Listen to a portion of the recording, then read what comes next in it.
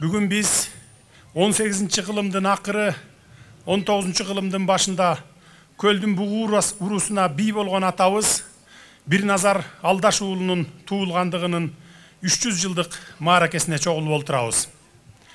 Элибизде арбактар ыраазы болмойун тирүүнүн иши жылбайт дейт. Бирназар бий менин түп аталарымдан болот. 7-ci атам. Ал болжол менен 1719-1720 жылдары жарык дүйнөгө келген экен. Ал мезгилде атасы Алдаш бий түштүк жергесинде жашап, өз бийлигин жүргүзүп турган чагында капысынан кайтыш болуп, 25 жашка жаңыдан караган Бирназар ата бугу элине бий шайланган.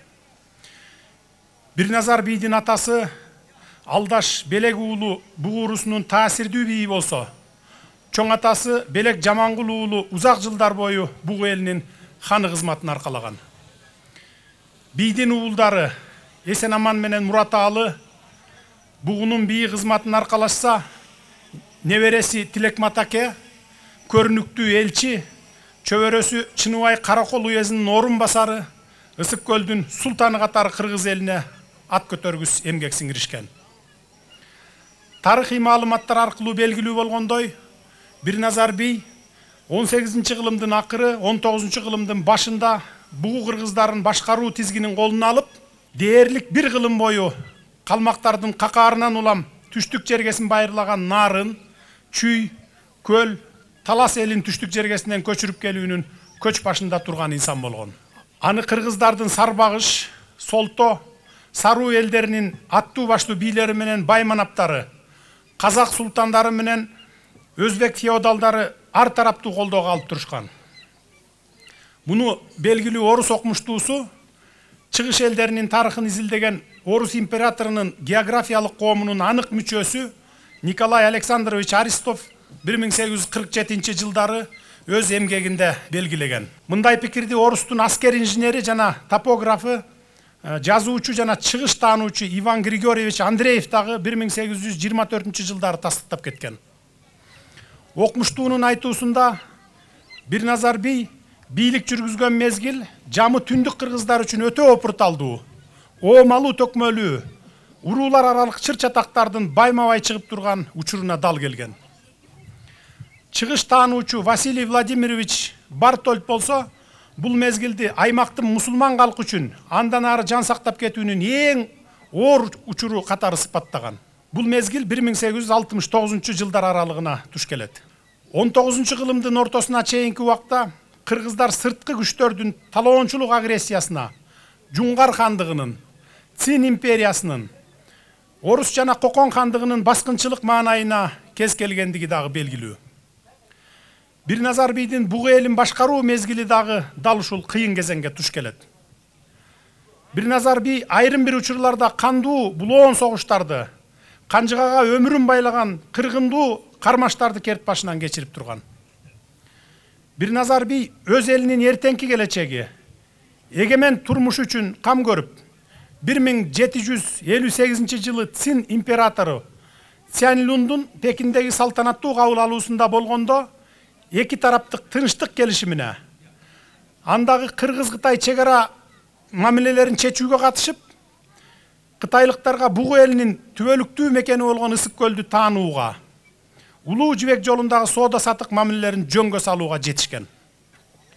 Ошондон улам алгачкы орус-кыргыз соода алакасы түзүлүп, көл аймагы аркылуу Кытай, Индустан, Пакистанга чейин кербендер кынтыксыз жүрүп, кыргыз жергесине сырткы маданияттын үлгүлөрү келе баштаган. Эл арасында Бирназар бийдин жеке эле Кыргыз-Кытай чегарасын чечүүдө эмес, казак-кыргыз чегарасын аныктоодо дагы салымы чоң болгону аныкталган. Жуңгар хандыгы талкаланып, Абылай хандын Кыргызстанга жасаган жортуулунан кийин эки бир тууган элдин ортосунда чегара маселелерин чечүү талабы курч турган. Бул убакыт 1780 жылга туура келет. Кыргыз-казак чегарасын аныктоодо сол канаттан Туума бий менен Мамат бий, Алтата Солтодон Кебек бий менен Түлөберди бий, Сарбагыштардан Эсенгул баатыр менен Атаке бий, Чекир саяктардан Жамболот баатыр менен Качыке баатыр, Саяктардан Сейит би менен Келдике би, Бугу урусунан Бийназар би катышып, кыргыз-казак чек ара бөлүнүшүн так аныктап алышкан.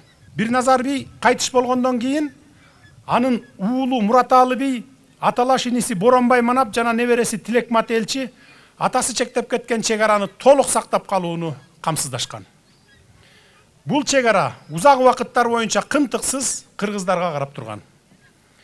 Бирназар би дээрлик бир кылымга тете өмүрүнүн тең жарымынан көбүн бугунун би кызматын абийирдүүлүк менен аркалоого жумшаган.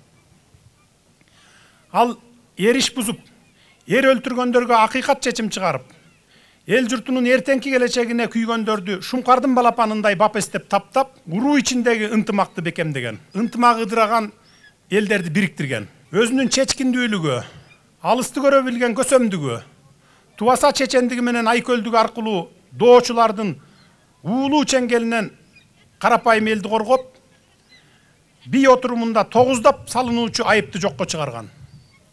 Ошентип, кара кылды как жарган калыстыгы менен аймакка катуу тартып киргизген. Бирназар би бир кылымга тете курагында жарык дүйнө менен кош айтышып, өзүнүн керези боюнча сөөгү байыртадан пайгамбарлардын, олиязаадалардын сөөгү коюлуп келген түштүктөгү айып булак көрүстөнүнө коюлган. Кийинчерээк сиздер жакында эле Бирназар атабыздын укум тукумдары бийдин жайына Куран түшүрүп келүү үчүн түштүк жергесине атайлап барып келдиңиздер. Албетте сиздер бийдин жаткан жерин таба алган жоксуздар. Себеп дегенде ал кездеги көрүстөндөр небак жерге айланып, алардын үстүнө улам жаңы сөөктөр коюлуп олтуруп, таптакыр билинбей калганы маалым. Бирназар бийдин азыр укум тукум өсүп, Жетөгүз районунда, Тоңдо, Кытайда жана түп аймагында түбөлүктүү күн кечирип келишүүдө.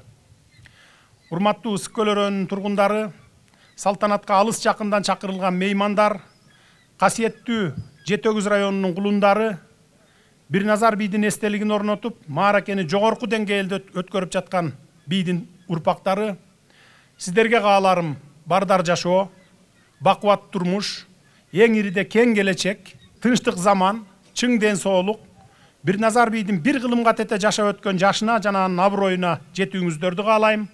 Тоюбуз тойго улансын.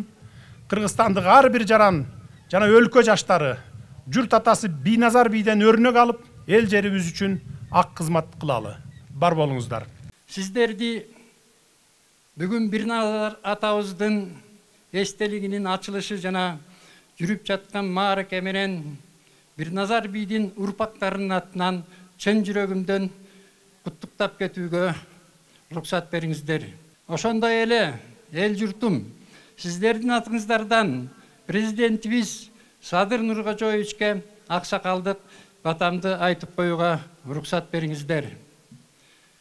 Садыр иним, эл журтуңа жол көрсөткөн чырак бол, суу саганга булак бол, жалбырттап күйгөн от болгун, кызарып күйгөн чок болгун. Эл журтуңа жөлөк бол, жаш карыга өбөк бол.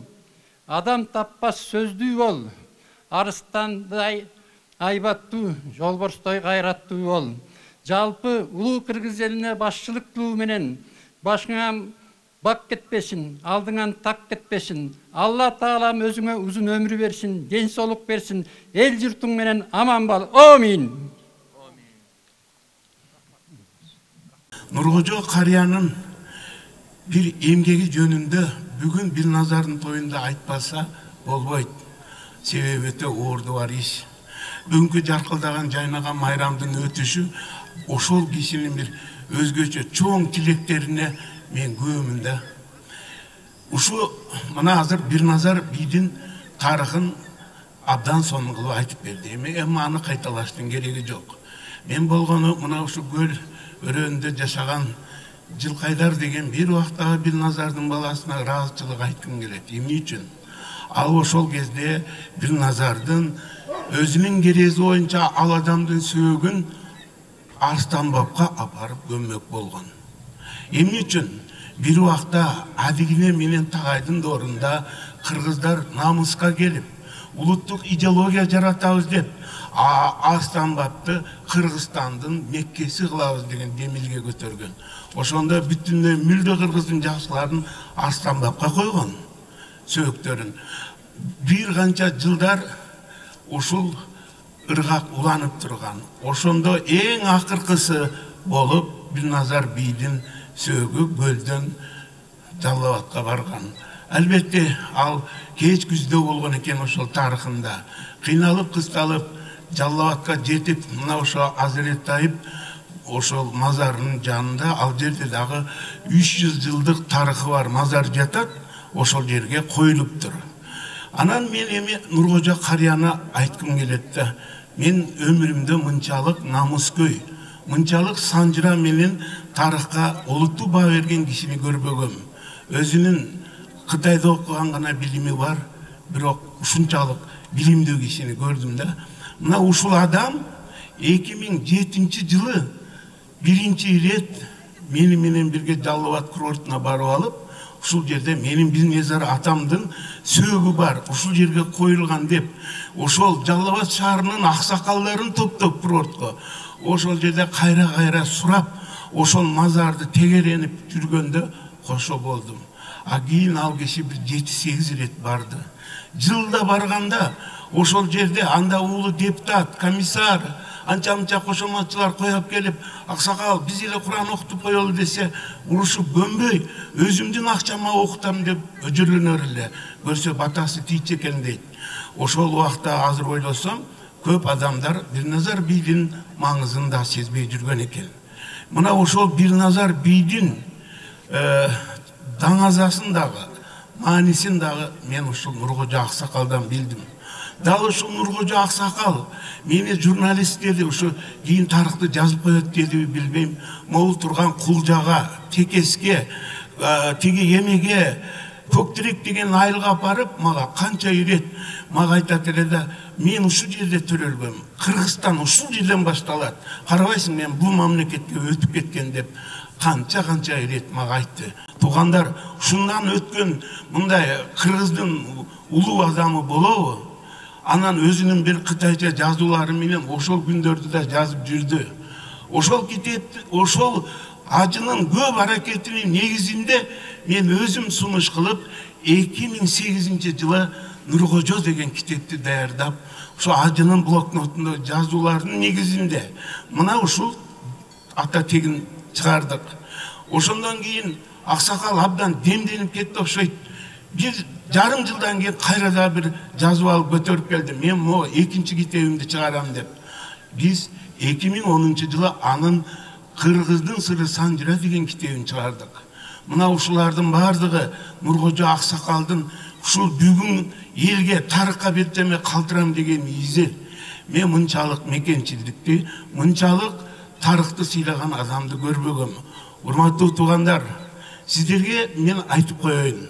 Эгерде кандайдыр бир ошо 300 жыл мурда ошол Жылкайдар деген бир уулу дагы катуураак кичине темингенде 5 сааттык жол Астанбапта бүгүн башка маанай болмок. Анан Астанбапка жетпей Жалал Абадка көрүнүптүр. Мен өлкө башчысы бүгүнкү Садыр Нуркожоевичке да бир чоң ыраазычылык билдиргим келет. Эмне үчүн? Атасы Арбакты ыраазы кылууну абдан көздөйт эле. Бул киши президенттикке талапкар болуп барганда биринчи ирет саясий аренага тетиги эл топтолгон жак эмес, дал ошол Бирназар көмүлгөн мазарга келди. Келип ошол жерде өз бабасына Куран окуп, андан кийин тияка барды. Мен муну менен айткым келет да, бүгүн айтып атат, ошол жерде мүрзөсү аныкталган жок деп. Да, мүрзөсү аныкталган жок. Бирок нарындыктар жана көлдүктөр ошо Жалал Абад курорттун четине бул жагына көмчүлү деп ал жердеги ошо мазар кайтырган адам 3 атасы мазарды карайт экен. Ошондо айткан, ушул мазар 4 ирет көмүлүп кетти деп. Ошо жерди көрсөткөн. Эми ушул көл элинин Бирназар деген бийдин балдарына да рахмат айтам. Бул ыл жазда барышып, ошол жерге Бирназар бийге эстелик коймок болушту. Бирок кийин ошол жердеги мечитти көрүшүп, ошо жергиликтүү эл менен мен кошо болдум. Барып 5 адам, ошо Бир Назар коомунун президенти баштаган сүйлөшүп, ошол жердеги элге мечит куруп берели, соо тийсин деп чечим чыгарышкан. Бүгүн мына ошол мечиттин документтери бүтүп, мына эми курулуунун алдында турат. Анан эми туугандар, мен айткым келет да, ошол Нуркожо деген ажынын бир атасы Жалал Абадта жатат сөөгө. Мен жаштыгында Садырга тийишип коер элем. Каяктык болосуң айтчы десем, кыргызстандыкмын. Анан кааласам Жалал Абадтыкмын деп мага тамаша кылат эле. Мына Садыр Нуркожоевичтин бир атасы Жалал Абадта жатса, бир атасы асы жайлоолорунун Алматынын үстүндө Жамангул атасы менен жатат. Туугандар, бул Кыргызстандын бир убактагы жер аймактарынын баасы ушуну көрсөттү. Ушу Нуркожо аксакал көзүнүн тирүүсүндө ушуларды чарчабай, талбай көрсөтүп кетти. Мен ойлойм да ошо. Анан бир биздин чегибиз тети Көктерек деген айыл бар. Могу жактан канча километр барса көлдүктөр жакшы билет. Ошол жакты экен. Мына ошо канчалык кысымдардын айынан канча тарыхыбызда жерибизди алдырдык. Бүгүн эми эгемендигибиз колубузга тийип, бүгүн чек араларыбыз бекемделип жаткан кезде мына ошол Бир Назар атабыздын арбагына ыраазы болуп, ошол менен бирге эле ата жана ул деген нерсе жөнүндө айткым келди. Ошол Нуркожо карыянын дагы уулуна таштаган ушу жакшы насааттарын бүгүн жалпы журт колдоого алып, бүгүнкү мааракени өткөрүп аткан силерге таазим. Туугандар, акыркы менин жыйынтыктуу сөзүм. Мына ушул Нуркожо аксакал Кытайда жүрүп ошо барганда, ошо жактан жүрүп мага суроо койду. Ушу биздин кытайлык кыргыздар Кыргызстанга кирчү мыйзам барбы, жокпу деп эле мен жооп бере албай калдым. Билбейм дедим, кандай болсо. Ошондо келгенде мына ошо Садыр Нуркожоевич депутат эле. Келип эле дасторконун үстүндө мыйзам барбы же жокпу деп сураганда, анан атасы баласына ушул мыйзамды киргизгин деген тапшырма берген. Айткандай ошол жылы мына Кайрылман деген мыйзам киргизилип, канча биздин чет өлкөдө боордошторубуз кайтып келди. Мындан өткөн мекенчилдик болбосо керек.